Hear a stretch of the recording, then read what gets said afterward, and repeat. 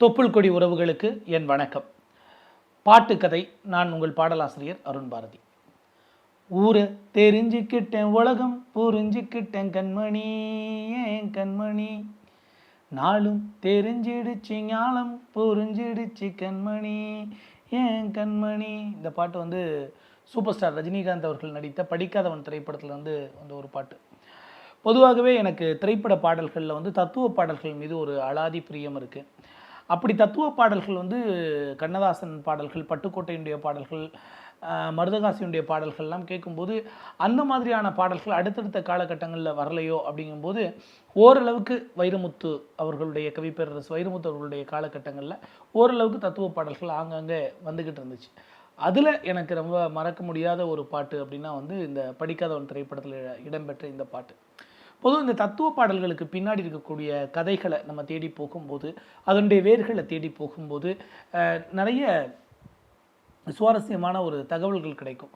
அப்படி இந்த பாடலுக்கு பின்னாடி நான் படித்த ஒரு செய்தி என்ன அப்படின்னா ஊரை தெரிஞ்சுக்கிட்டேன் பாட்டு இசைஞானி இளையராஜா சாரோட கம்போசிங்கில் கவிப்பேரரசு வைரமுத்து அவர்கள் பாடலெலாம் எழுதி முடிச்சுட்டாங்க. இயக்குனர்கிட்ட போய் காட்டிட்டாங்க. அப்போ இயக்குனருக்கு இந்த பாடல் வரிகள்லாம் ரொம்ப பிடிச்சி போச்சு.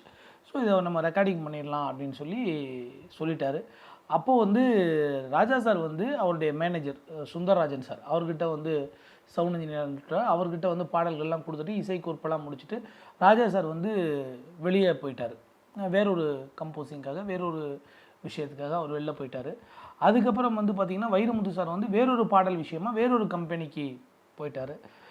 இயக்குனர் அன்னைக்கு இரவு அந்த பாடலை படப்பிடிப்பு நடத்தணும் அப்படிங்கிறதுக்காக வாகினி ஸ்டுடியோவில் செட்டெல்லாம் பார்க்குறதுக்காக அவர் அங்கே கிளம்பி போயிட்டார். இப்போது இந்த பாடலை பாடுறதுக்காக யேசுதாஸ் அவர்கள் வர்றாரு. ஸோ யேசுதாஸ் அவர்கள் வரும்போது சுந்தரராஜன் மட்டும்தான் இருக்கார். இப்போ யேசுதாஸ் சார் வர்றதுக்கு முன்னாடி சுந்தரராஜன் சார் இந்த பாடலை நம்ம ஒரு ட்ராக் கேட்டுடலாம் அப்படின்னு ஒரு விஷயம் கேட்கலாம் அப்படின்னு சொல்லிட்டு ஆன் பண்ணி பார்த்துருக்காரு. அப்போல்லாம் ட்ராக் இதெல்லாம் வந்துருச்சு. இப்போல்லாம் என்ன சிங்கர்ஸ்லாம் வரும்போது என்னென்னா நமக்கு அதுக்கு முன்னாடியே ஒரு ட்ராக் பாடி கொடுத்துருவாங்க. பெரிய பெரிய சிங்கர்ஸ்லாம் வரும்போது அவங்க இந்த ட்ராக்கை கேட்டுட்டு இவங்க ஒரு பாடலை பாடிட்டு போயிடுவாங்க. ஸோ அது மாதிரி ட்ராக் கேட்கலாம் அப்படின்னு ஆன் பண்ணி பார்க்கும்போது அதில் பாடலோட வரிகள் எதுவுமே இல்லை, யாருமே பாடி வைக்கல. அதில் அந்த மியூசிக் மட்டும், அந்த வயலின் சவுண்ட் மட்டும் இருந்திருக்கு. அது கேட்டோடனே அவருக்கு அதிர்ச்சி ஆகிடுச்சு. லிரிக் பேப்பர் எங்கே அப்படின்னு பார்த்தா லிரிக் பேப்பரை தேடி தேடி பார்க்குறாரு. லிரிக் பேப்பர் எங்கேயுமே இல்லை. அப்புறம் அசிஸ்டன்ட் டேரக்டர்லாம் விட்டு டேரக்டரோட ஆஃபீஸில் லிரிக் பேப்பர் இருக்கா அப்படின்னு பார்க்க சொன்னால் அங்கேயும் லிரிக் பேப்பர் இல்லை. இப்போல்லாம் ஜிமெயில், வாட்ஸ்அப் இதெல்லாம் வந்துச்சுல. இப்போ நாங்கள்லாம் பாட்டு எழுதும்போது என்னென்னா டக்குன்னு ஏதாவது பேப்பர் அனுப்புங்க அப்படின்னா உடனே டக்குன்னு ஒரு வாட்ஸ்அப்பில் அனுப்பிடுவோம், டக்குன்னு ஒரு மெயில் பண்ணிடுவோம். பட் அப்போல்லாம்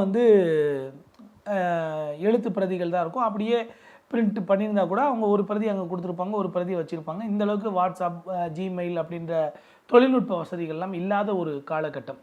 அப்போது இவருக்கு சுந்தரராஜனுக்கு ஒரே படபடப்பாயிடுச்சு. உடனே அங்கே பிடிச்சி வைரமுத்து சாருக்கு ஃபோன் பண்ணிட்டார். வைரமுத்து சாருக்கு ஃபோன் பண்ணி அவர் வேறொரு பட கம்போசிங்கில் இருந்திருக்காரு. அவர் வீட்டுக்கு கால் பண்ணி அப்புறம் வீட்டில் வைரமுத்து இல்லைன்னு சொல்லி அப்புறம் அவர் எங்கே இருக்கார் அப்படின்னு கேட்டு அப்புறம் அவர் நான் அடிமையிலேன்னு ஒரு படத்துக்காக கம்போசிங்கில் இருக்காருன்னொடனே அப்புறம் அந்த ஸ்டுடியோவோட நம்பர் பிடிச்சி சுந்தரராஜன் கால் பண்ணி வைரமுத்து ஐயாட்ட பேசணும் அப்படின்னோடனே அப்புறம் வைரமுத்து லைனில் வந்திருக்காரு. வந்தவுடனே இந்த மாதிரி யேசுதாஸ் அவர்கள் வந்துட்டுருக்காரு, ராஜா சாரும் இங்கே இல்லை, வெளில போயிட்டார்.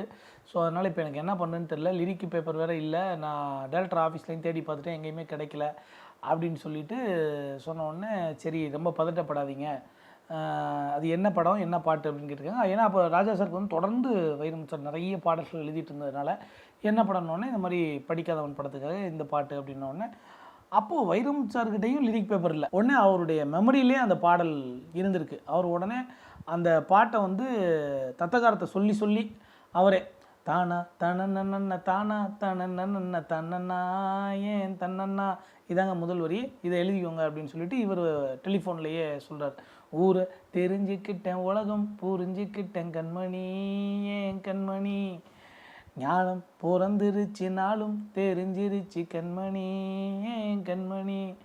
தன்னா தனக்கு தின்ன தானா நானா தன்னா தனக்கு தின்ன தான் நானே இப்படி ஏதாவது கம் பண்ணிவிட்டு அந்த மியூசிக்கு இந்த டியூனுக்கு இந்த அளவுக்கு இதுதான் வார்த்தை அப்படின்னு சொல்லி பச்சை குழந்தைன்னு பாலூட்டி வளர்த்தேன், பாலை குடிச்சு புட்டு பாம்பாக கொத்துதடி இப்படிலாம் ஒவ்வொரு வரிகளாக அவர் சொல்லி சொல்லி சொல்ல சுந்தரராஜன் அவர்கள் வந்து ஒரு பேப்பரும் பேனாவும் எடுத்துக்கிட்டு ஒவ்வொன்றா எழுதி வச்சுக்கிட்டு அப்புறம் வந்து எழுதி வச்சு முடிக்கிறாரு. திரும்பி பார்த்தா யேசுதாஸ் வந்துட்டாராம். வந்த உடனே வைரமுத்து வந்து யேசுதாஸ் வந்தார்னா அவருக்கு இந்த டியூன் போட்டு கொடுத்துட்டு இந்த டியூனுக்கு இந்த வரிகள் அப்படின்னு சொல்லிடுங்க.